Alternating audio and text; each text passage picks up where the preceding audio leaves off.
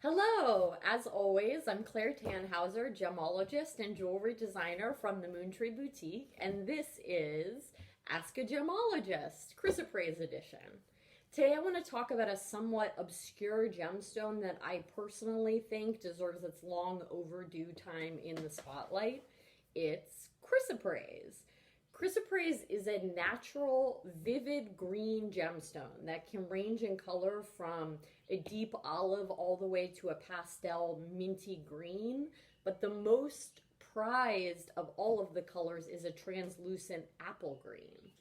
And chrysoprase is a type of chalcedony, which is the cryptocrystalline version of quartz. Now, don't let that giant word intimidate you.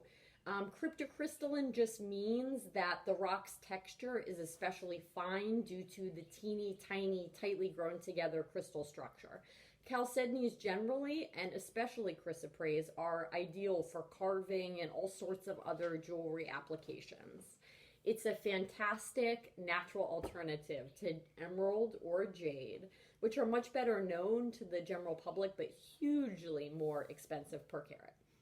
So why does it seem like nobody knows about this amazing gemstone?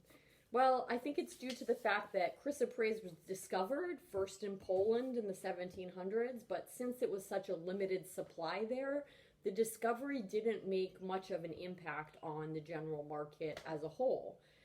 Today, however, the major source for chrysoprase is Australia, with hundreds of tons being exported every year. But Russia, Brazil, and still Poland also still produce chrysoprase rough. Chrysoprase forms at relatively shallow depths in host rock, which is rich in the metal nickel. It usually forms in massive veins or nodules rather than in distinct crystals.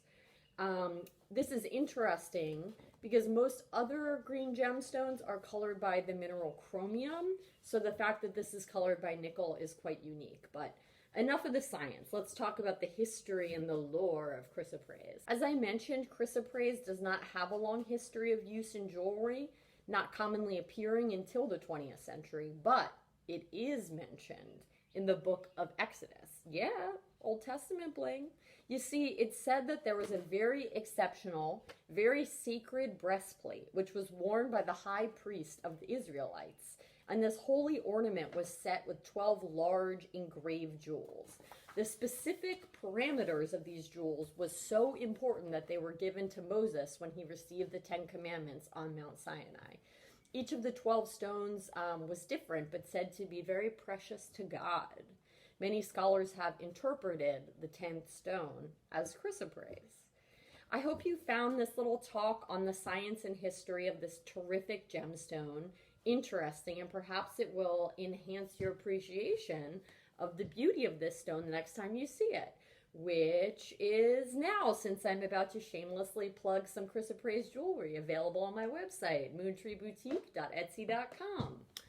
I'm wearing a chrysoprase and labradorite necklace and rocking a chrysoprase and sterling silver bracelet. Here I've paired some chrysoprase with opal, Mexican fire opal, very, very pretty gemstone.